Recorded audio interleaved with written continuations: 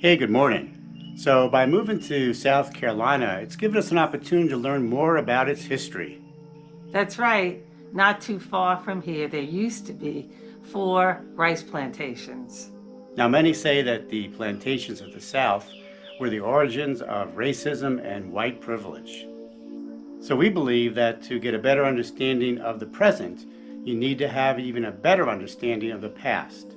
So today we're heading to Brookgreen Gardens to take a tour of the rice plantations and learn about its history from a boat.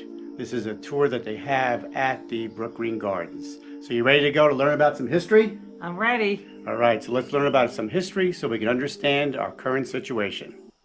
Hey now, take a step outside and seize the day now.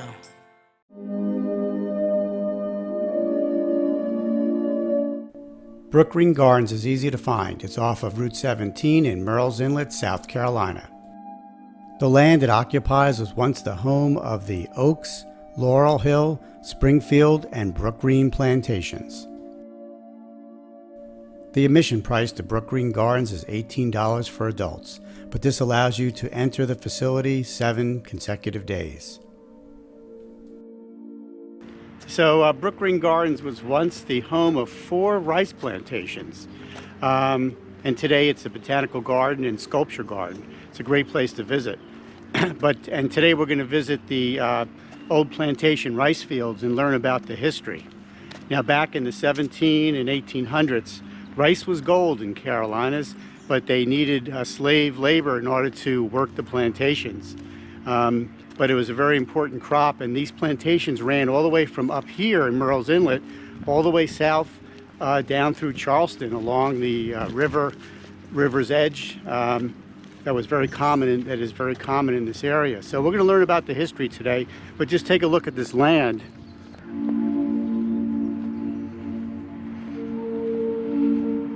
And of course the old oak trees with the Spanish moss.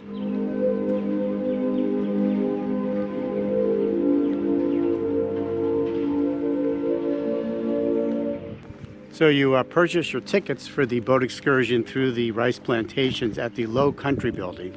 It's $8 a person, but that's on top of the admission charge to get into this park, Brookgreen Gardens.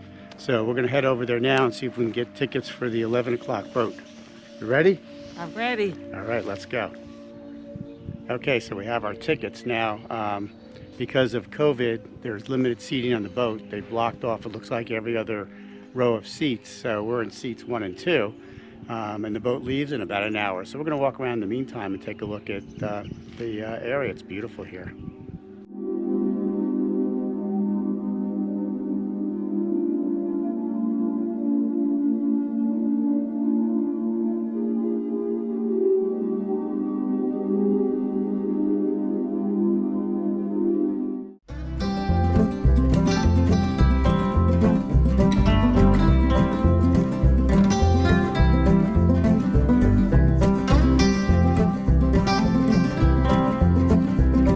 Soon we were on our way.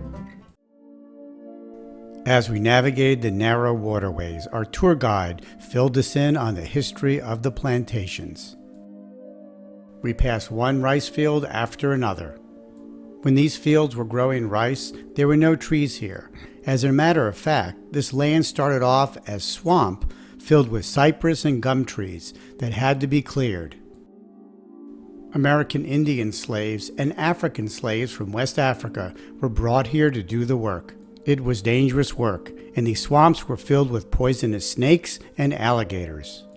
The alligators can still be found here today. Once the trees were cleared, the land was divided into rectangular fields, each between 10 and 30 acres. The West African slaves had first-hand knowledge on how to grow rice, since they grew rice back in Africa. This knowledge became very useful for the plantation owners when the rice fields were first developed. The African slaves not only worked the rice fields, but they took care of all the needs of the plantation. With a series of dikes, the water you see here from the local rivers and streams was used to grow the rice. In the 17 and 1800s, the rice trade flourished, and rice from this area was exported to Europe. The plantation owners became very wealthy and built southern mansions. While the slaves lived in less desirable quarters.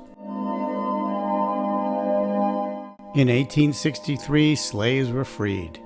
After that point, the plantations began to decline since they no longer had free labor. It is believed that the slavery that existed in the South set the stage for the discrimination against people of color, and that the discrimination continues today. How these brave men and women from West Africa were able to work under the conditions that they did is beyond me. They were the economic backbone of the southern plantations and were directly responsible for the prosperity that the South enjoyed at the time.